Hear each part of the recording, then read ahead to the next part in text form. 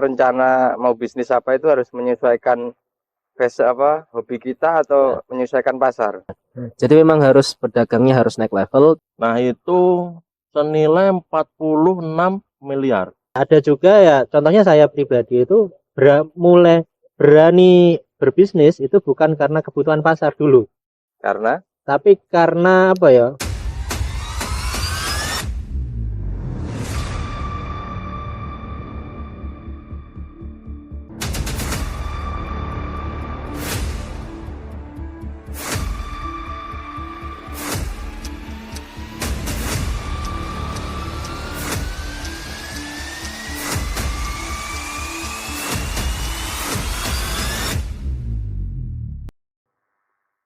Assalamualaikum warahmatullahi wabarakatuh. Waalaikumsalam warahmatullahi wabarakatuh. Oke, kembali lagi bersama teman ngobrol di Titik Terang Institut yang cemetot, cerdas, menginspirasi, dan otentik.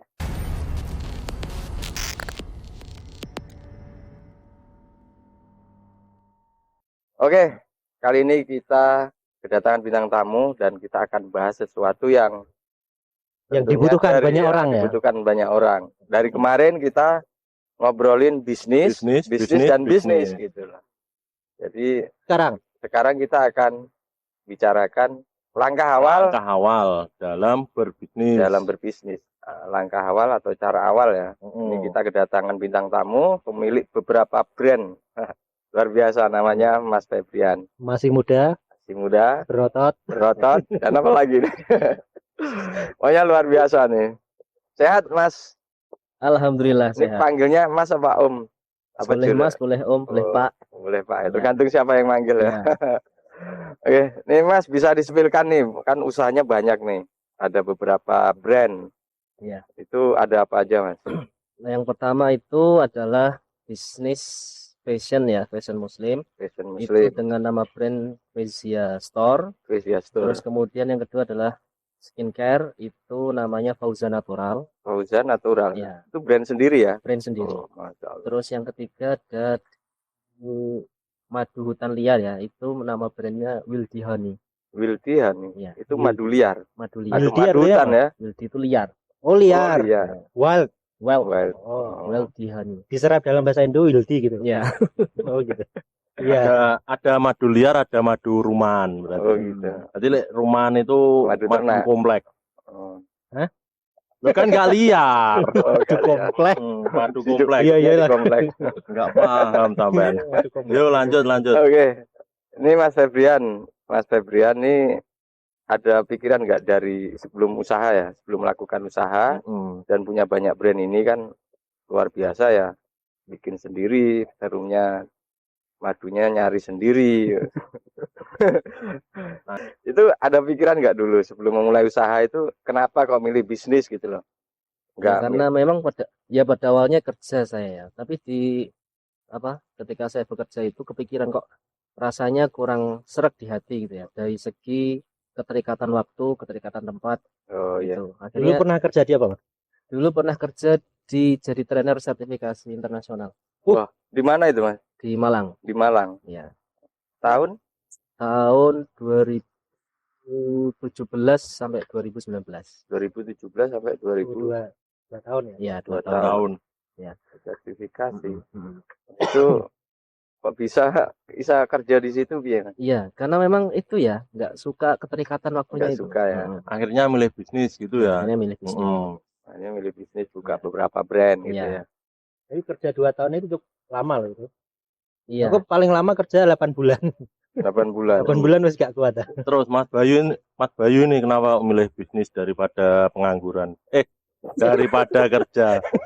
Guyu bocah itu guyu tiba ya. Dang, kenapa? Iya. Taman kok milih bisnis daripada ceritamu kerja? Tadi belum selesai, Mas. Itu udah selesai. Udah. Gak pengen terikat gitu ya? Gak pengen terikat. Intinya gak mau terikat ya? Ya. Intinya mau mengikat malah ya, mengikat karyawan gitu ya. Karena memang itu, aku sepakat ya. Kita satu hati ya. Sepakat ya. Pendapat, ya. Karena nggak suka terikat. Dulu pernah kerja itu ya maksimal 8 bulan itu wes nggak kuat. Jadi keluarkan itu.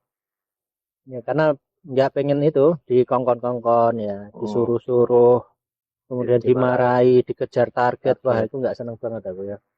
Jadi pengennya malah alasannya itu Nah, pengennya ngongkon aku. ngongkon ya. pengennya ngongkon. Nggak pengen dikongkon gitu. Pengennya nyeneni gitu. Tipe-tipe penguasa lah. Oh. Ya oke. Yang penting jangan dolim Mas jadi penguasa ya. Oke, masuk. Mau takon Mas Juan. Mas Juan. Harus tak tanya iya, harus tak tanya iki sampean enggak tahu serius. Harus ditanya loh, Mas. Kok wis jawab toh. Ya, oke. Berarti kalau saya itu memilih berbisnis itu saya masih percaya dengan 10 daripada rezeki itu 9-nya itu berdagang. Itu saya masih percaya itu. 10 dari rezeki yang diberikan Allah itu jalan rezeki maksudnya. Nah, 9-nya itu dari berdagang. Oh, berarti yang 9 masuk itu dagang baju itu. Saya percaya. Yang 8 lagi dagang apa? 9 kurangi 1 yo. 9 kurangi 10 yo 1. Tak ajar sampean kok. Iya, lanjut. Lanjut. Jadi gitu lek aku. Jadi 9-nya itu dari berdagang itu saya percaya itu. Oh, makanya milih bisnis. Makanya milih bisnis. Ini Mas Juan kan punya bisnis baju juga kan? Saingannya Mas Febrian lah. Tapi partneran, beda segmen. Beda segmen. Mas Febrian kan yang alim-alim. Kalau Mas Juan yang apa? Yang apa? Yang cowok-cowok. Oh, yang cowok-cowok. Alimah. Yang bad boy, yang bad boy. Yang bad boy. Nah, dulu kok milih bisnis apa Mas? Karena terpaksa atau gimana? Dulu apa enggak kerja enggak diterima-terima terus milih bisnis? Enggak, dulu milih bisnis itu karena saya itu dibesarkan dari kecil itu dari keluarga bisnis. Jadi dari bapaknya juga pebisnis kan itu. Bapakku sudah pebisnis, terus jiwa pemberontak tinggi ya toh. Sekolah nakal, guru tak lawan opone engko bosku malah itu bahaya gitu. Akhirnya ya wis, enggak usah. Terus di samping itu kan saya juga lulusan SPD. SPD. Jadi setelah sarjana pendidikan tata boga. Oh, tata boga. Nah, jadi setelah kuliah itu saya melihat fenomena bahwasanya untuk menjadi guru itu gajinya sangat kecil sekali lah. Kalau GTT lah ya. GTT. Itu sampean bisa searching. GTT apa? GTT itu guru tidak tetap. Oh, masih anu ya. Sekuan. Nah, itu sampean bisa searching itu antara 200, 500 untuk 1 juta itu enggak sampai. Ya mestilah 500 juga sampai 1 juta. Itu sangat kasihan sekali lah. Makanya saya memilih menjadi bisnis saja lah. Tapi kan bisa daftar CPNS Mas. Enggak bisa. Hidup itu pilihan. Oh. Nah, ya makanya milih CPNS kan bisa gitu. Nah, ya itu karena dulu itu padahal gini loh Mas, kalau bisnis itu kan nggak tetap penghasilan ya kan. Kalau besar ya besar, kalau kecil ya kecil, bahkan bisa minus gitu loh. Nah itu sampean tanya Om Febrian ya. Om Febrian. Usaha udah berapa tahun Mas Febrian? Sejak 2019. Jadi Risan itu langsung punya usaha. Ya. Karena kan kebetulan orang tua punya ruko di sini ya. Dan itu rukonya nganggur selama kurang lebih 5-6 tahunan. Wah. Lama loh. Ya, itu daripada nganggur rusak ya, mending saya manfaatkan sekalian gitu. Buat jualan ya. Tapi memang itu disiapkan untuk sampean. Sebetulnya juga enggak juga. Cuma karena enggak kunjung ada yang menempati, enggak dikontrakan juga enggak, mending ya saya pakai aja sekalian. Eman-eman ya. Eman-eman ya. Jadi di luar sana kan banyak orang punya bisnis tapi bingung nyari tempat. Sedangkan orang punya tempat tuh bingung mau bisnis apa kan? Ya, betul. Itu erat kaitannya sama tema yang kita kita bahas kali ini kan itu ya. Jadi selain kita punya mental untuk bisa bisnis ya, mau untuk bisnis kan itu enggak semua orang ya. Enggak semua orang berani untuk memulai bisnis. Ya. Kalau kayak Mas Febrian, Mas Zuan, Mas Pendi dan lain teman-teman yang sudah mulai bisnis, ya tentunya sudah siap dengan resiko bisnis gitu. Apalagi di Blitar itu daya belinya kan beda dengan kota lain gitu ya. Lebih tinggi ya? Lebih rendah. Lebih tinggi, nggak mau beli. Gitu. Lebih tinggi nggak mau beli. Nah terus masalah bisnis itu saya pernah tanya pada temen, Om, aku tak jualan sate yo, kan ngono kan. Terus jawabannya itu nggak apa-apa. Loh tapi wis akeh Om bakul sate. Nggak masalah. itu belum terlambat. Bisnis yang terlambat itu ketika kamu jualan lampu petromak. Karena apa? Karena bahannya itu bukan. Karena apa itu? Minyak tanahnya itu sudah tidak diproduksi. Jadi intinya untuk memulai bisnis itu tidak ada yang terlambat lah. Mulai dari sekarang pun masih bisa. Bisa. Yang penting kan gini ya, ketika memutuskan untuk usaha, paling enggak harus ada planning mau bisnis apa gitu ya. Nah, ya gitu enggak? Iya. Harus ada planning. Rencana mau bisnis apa itu harus menyesuaikan hobi kita atau menyesuaikan pasar.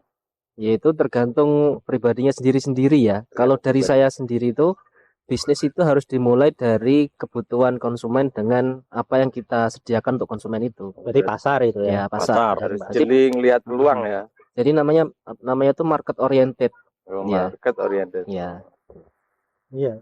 Karena di fashion muslimah ya kalau Mas Febrian itu. Kemarin kan kita bahas ya. Terkait tren bisnis muslim.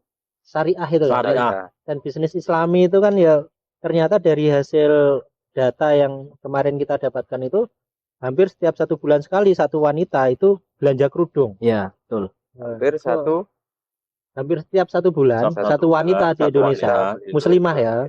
Muslimah itu belanja kerudung. Ya. Itu kan marketnya berarti terbuka. Ya. Berarti omsetnya lumayan Mas ya. Ya, kalau bisnis fashion itu kan momentum sekali ya.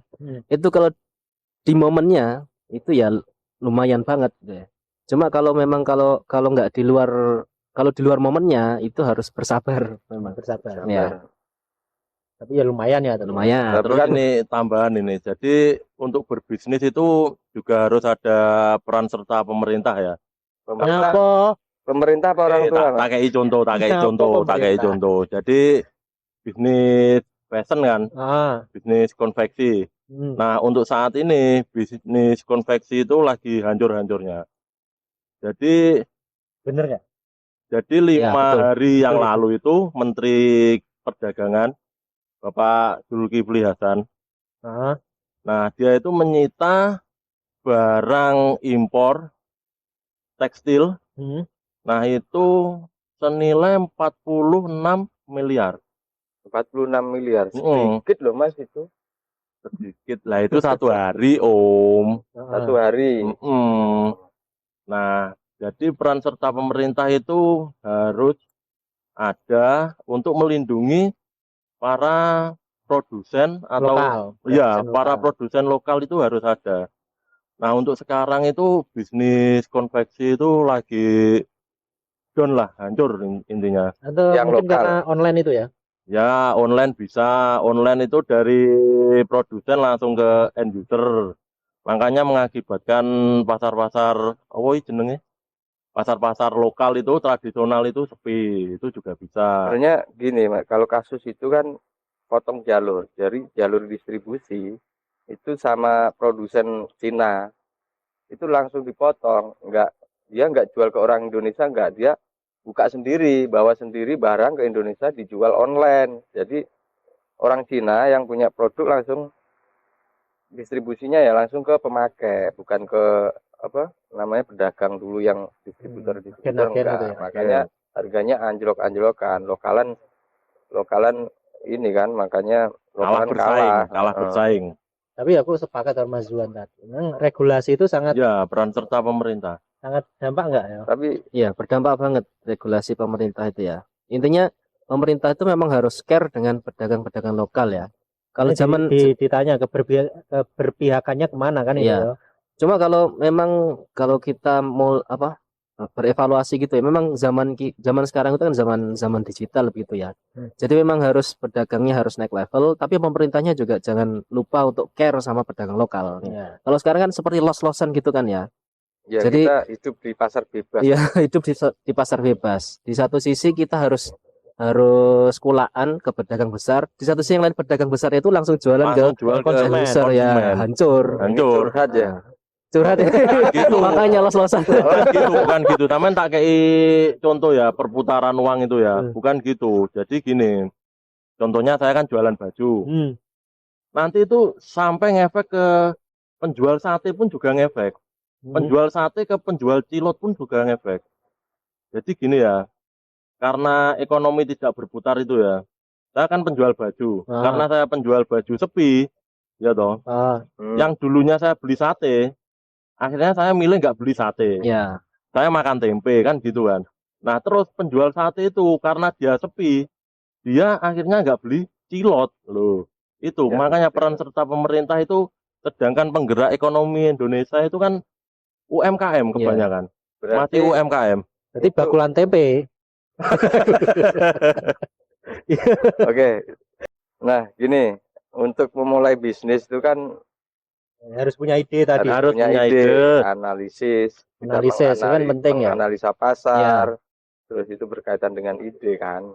Nah, kemudian ada lagi yang namanya modal uang. Nah, tapi tadi loh, kan kalau Mas Febrian tadi kan ide itu berawal dari kebutuhan pasar. Ya, ada juga ya, contohnya saya pribadi itu mulai berani berbisnis itu bukan karena kebutuhan pasar dulu. Tapi karena apa ya? Aku cocok gitu. Wes seneng. Berarti sesuai dengan fashion kita. Ya, sesuai fashion. Passion. Passion ini. Jualan baju ini. Jadi itu namanya product oriented ya. Nah, produk jadi berdasarkan apa ya? Sing tak senengi apa kan ya? Kalau mulai dari kuliah dulu kan senengannya kan ternak kan ya. Memang belajarnya di dunia peternakan. Akhirnya itulah bisnis yang saya gandrungi, tak senengi, akhirnya tak dalami sampai sekarang kan. Tak apa aja? Tak telateni sampai sekarang. Ya. Pernah terpuruk kan tapi Mas? Pernah. Tentunya itu. Kalau nggak terpuruk nggak seru. Nggak seru. Jadi pengusaha itu ya memang ya. Terpuruk itu anak tangga untuk menuju sukses. Terpurukan lagi Mas. Nggak mungkin anak tangga itu satu. Pasti banyak ya kan. Ketika sampai terpuruk dalam tangga menuju sukses, harap tak sepil sampean kata-kata motivator. Nggak ada di kenyataan kadang. Enggak sukses. tapi kita ada jaminan lah. Sebagai pengusaha muslim itu pasti ada suksesnya. Kalau nggak sukses di dunia pasti sukses di akhirat. Amin. Benar. Aturan gitu lah. Benar. Gitu kan. Itu yang paling penting, itu jangka panjangnya seperti itu ya. Nah, saiki yang ditunggu pemirsa modal Om Ben, modal. Wes minat bisnis. Wes duwe ide kan itu ya. Idenya mantep, analisisnya mantep. Nggak punya uang. Ngalami nggak sampean?